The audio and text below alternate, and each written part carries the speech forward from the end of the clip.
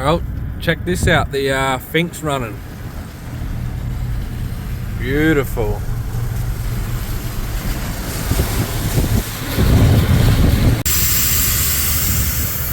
Right, so just out bush here. This is the first trip running this new box. This cabling is hot, hotter than I've ever felt it before. And this charger, I cannot keep my hand on.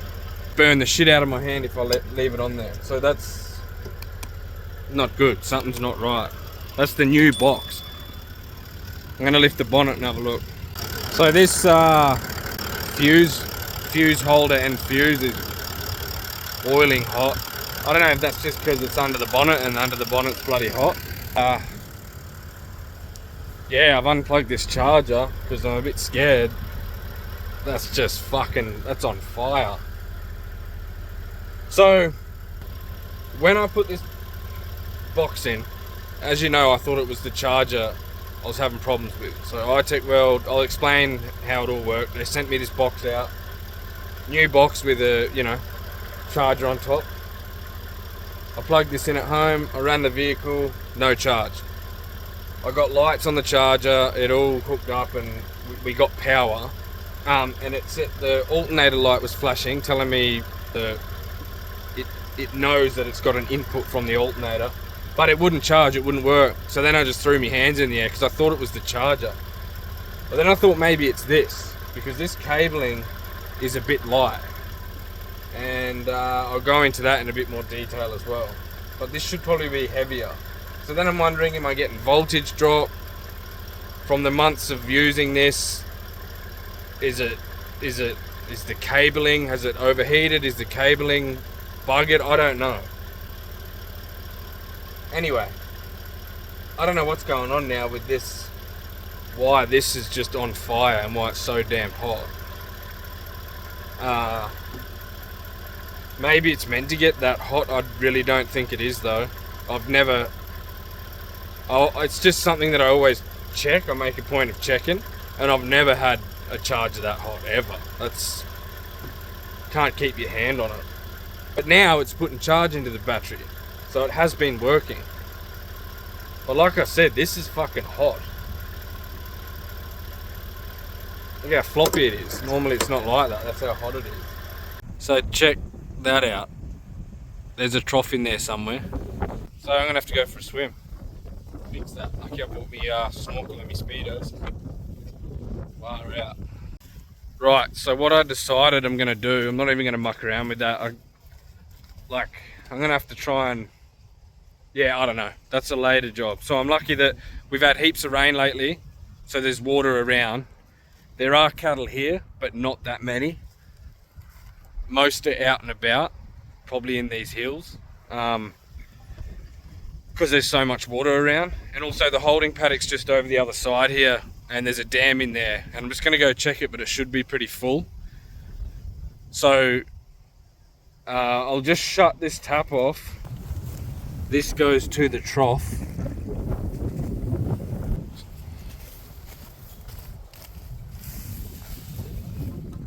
So there'll be no more water going in there. So I'll just isolate that because this tank's empty. That little ball up there should be way up in the air.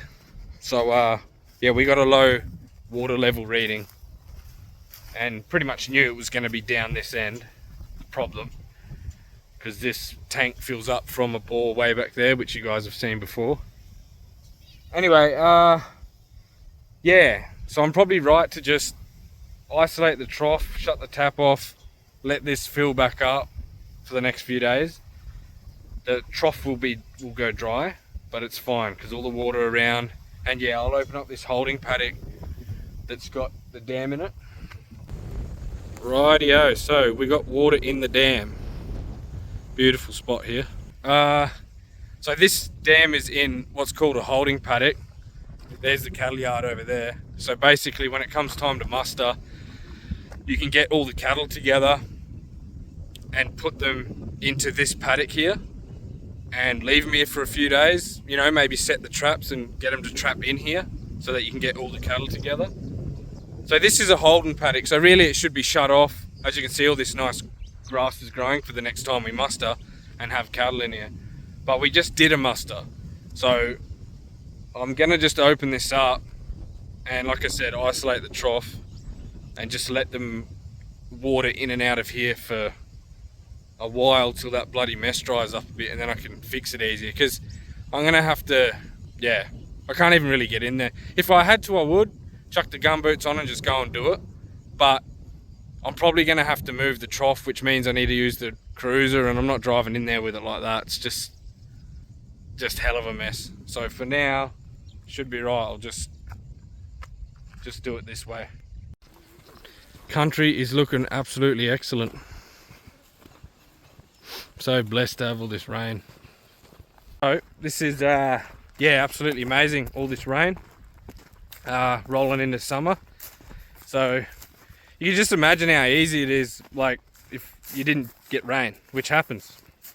You might go a couple of years without rain and then you're fucked pretty quickly.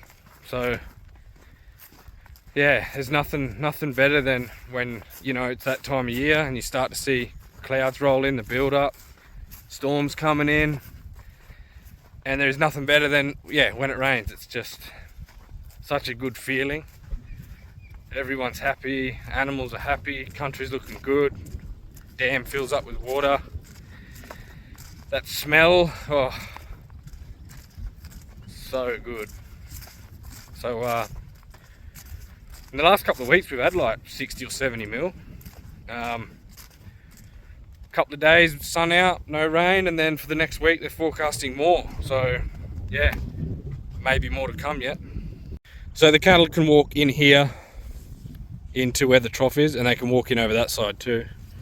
So I've just opened up the panels over there that go into the Holden paddock so they can get to the dam, and then I'll open up this little gate here so they'll see that it's open and they can walk in and out of the yard here, get water. To be honest, could probably just about get away with not opening up the dam at all, and save that paddock, you know, let that grass really rejuvenate. But because there's so much water around, but can't drive away from a bore without some kind of water there, you know. So there's only a handful of cattle here and most are out drinking all the surface water and whatnot. But yeah, obviously, like I said, you don't really want to drive away with no water happening, so with the trough shut off. So that's alright, they'll poke into there and it'll be okay, because like I said, most are out and about, so it's not like the whole mob is here and they're going to flog that paddock out. So we should be right. Give this a bloody while to dry, even though we got more rain coming, so we'll see what happens. But yeah, anyway. Right, well, just sent the old droney up for a spin.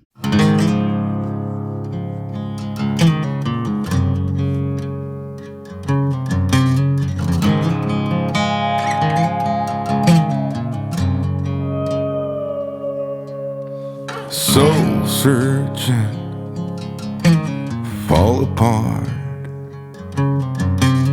tunnel vision, hiding in the dark.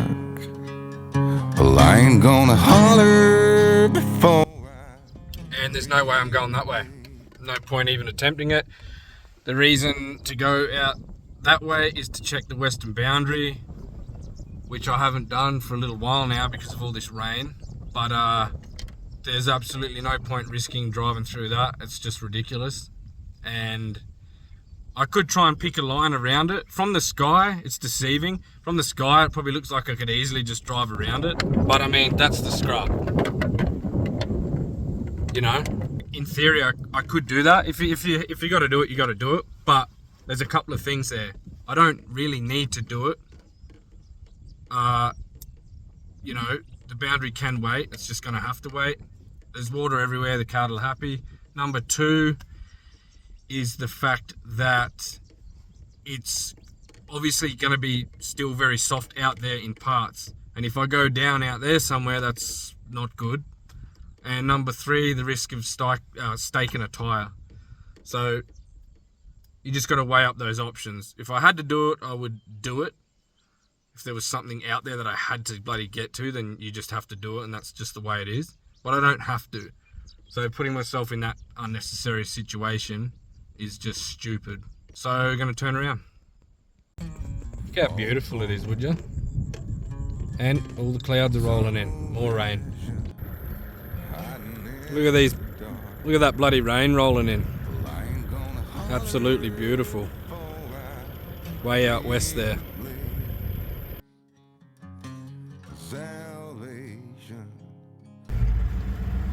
There's a mob of water on the road over there. Can't really see it. So I'm just driving around it, which is risky, because the worst thing is staking a tyre trying to do this on stuff like that, you know. And once this country burns, you end up with proper sharp. Once that wood burns, it ends up as hard as steel. Go steady and pick a good line and try not to run over any shit. That's all you can do. Look at that rolling in. That's beautiful.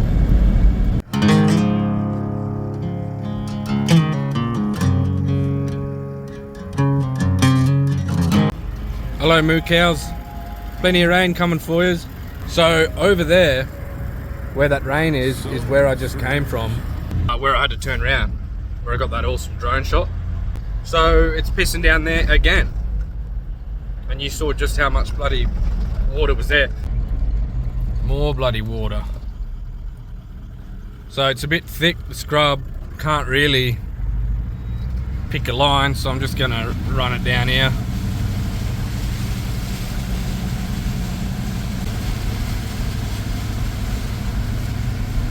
That's alright.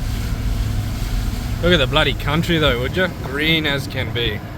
It looks like, I mean, that rain's coming from the west and I'm heading back. Well, I'm heading south right now, but I'm about to head back east. And I'll run back to town. I've still got a few jobs to do and bores to check, but just don't want to get caught out in this rain. It's coming here pretty quickly. Should be right, should beat it. Bloody wet down in here.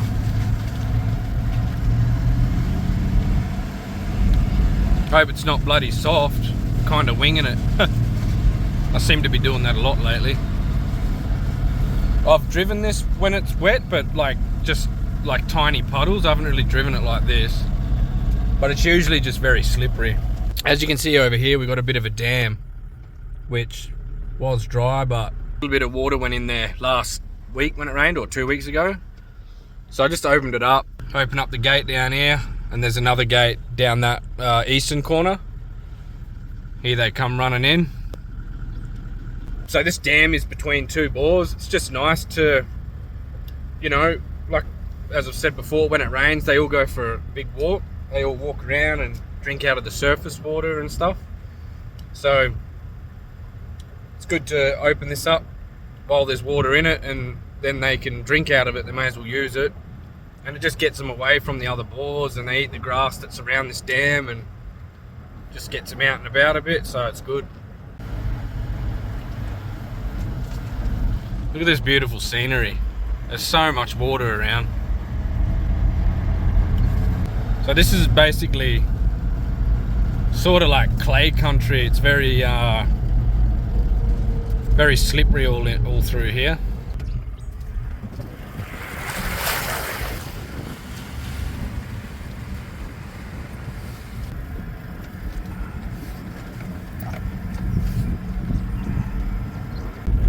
Now we're heading towards the bloody rain. Well, the heavens are just starting to open up. Look at that. So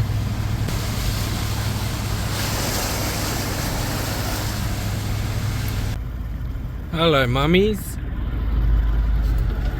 Hello mamas. Oh, you're looking good. Hey? You're looking good. Where's all your babies? No babies. So obviously we just mustered. Pulled off a couple of thousand head. Like all the wieners and that, big wieners hanging off these cows. But What? Not one of you's got a calf? Oh, you love that rain, don't you?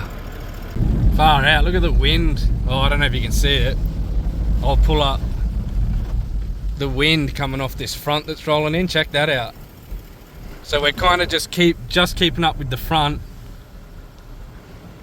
and it's just all of a sudden blowing a gale. Out, it's blowing a gale. Get smashed on, I reckon. Look at that. So we're just keeping up with the front of it, and then we got another front over here. So north and south, but it's all rolled in from the west.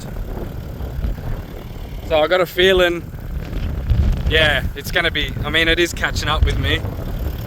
So I'm gonna go down here, town's that way. Probably gonna get a wet ass, I think. Look, all the ants are bloody getting prepared for it. Well, now we're into it properly. Look how dark it is out that way.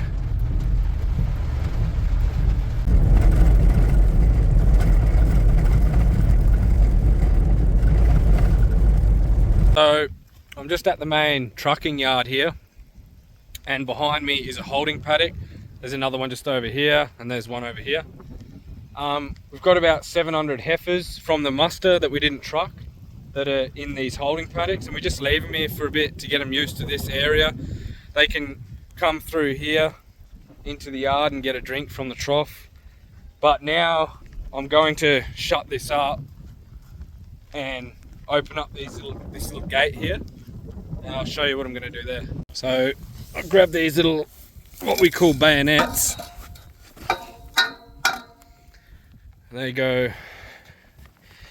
in here like that. So I've opened up the little gate, swung it open. So basically I'll put another one in here. The cattle that are in there now, when they come through here to get a drink out of the trough, they come through these bayonets. When they walk through, it opens up and closes behind them, so they can't walk back through that way. So that's what we call a trap. So basically going to trap them out of that holding paddock into this yard. They'll get a drink and then they can walk out onto the station.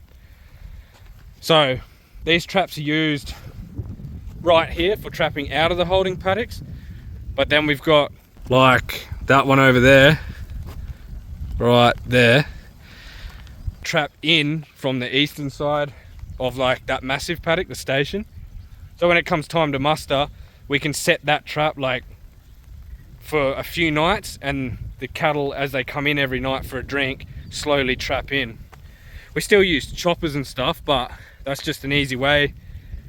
A big station with all the bloody numbers of cattle you've got out there, you set the trap and it's an easy way to you know, trap all the cattle instead of going out looking for them all on the whole place.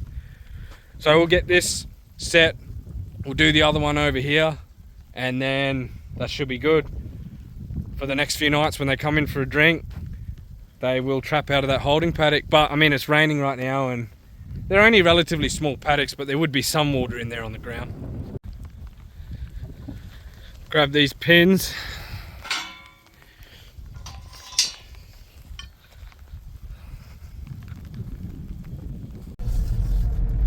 Whoa, look at that. Fair bit of water in the creek.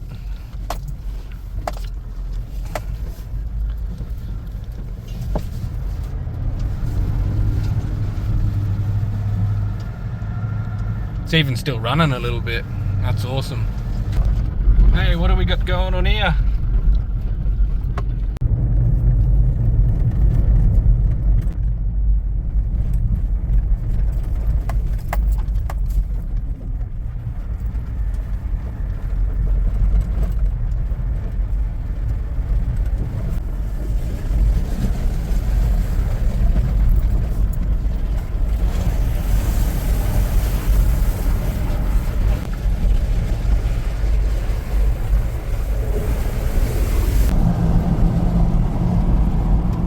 So check this out, we've got the Fink River running. I might actually come down here and maybe do a bit of a video or camp to show you guys, because it's just beautiful, eh?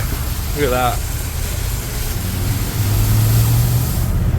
Soul searching, fall apart.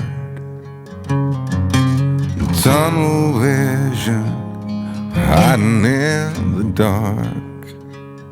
Well, I ain't gonna holler before I really bleed. Salvation, a quick fix remedy. You said I never could change.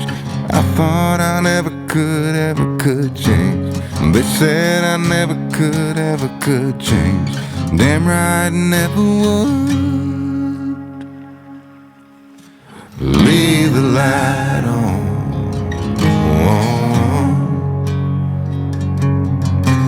Leave. Hey, look out.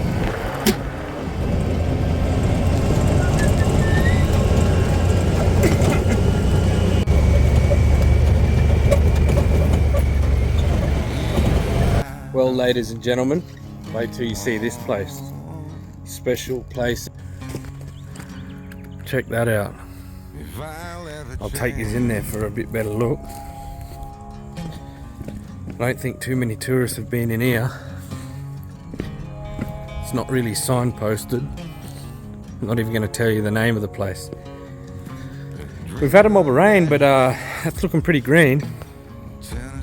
But if you look there, it is trickling. So there is a little bit coming, a little bit of water coming off the hills up there.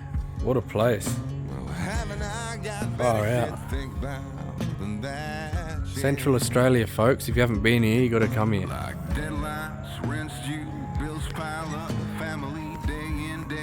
Absolutely love it. So look at this. This is what you call a horizontal mono. So usually you'd have a bore. The pipe goes down into the earth, pumps out of the ground, whereas this one pumps this way.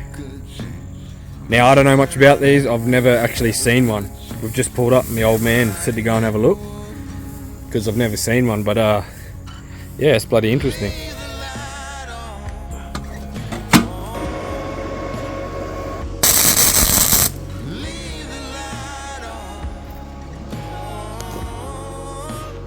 Offsider here. He's rolling up the power cord for me. Top job, mate, top job. His name's Jono. First aids. First aids.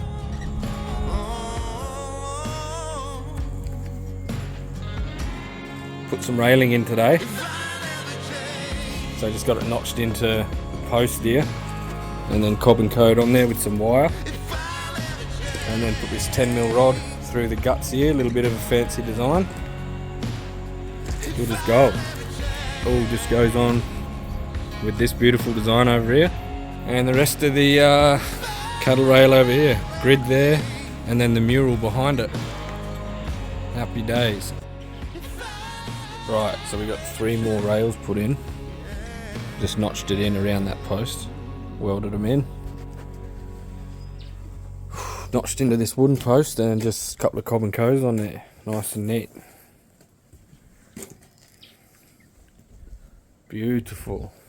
So we're at the Arltunga bush pub. It's all coming along, pools are going in, and the pub's almost finished being built. So I'm out here doing a bit of welding and whatnot. It's all coming together, it's all looking good. And my brother's been out here doing shitloads of plumbing. So he's done a lot of work out here actually. And yeah, so hopefully up and running soon. Have to come and have a beer down at the pub.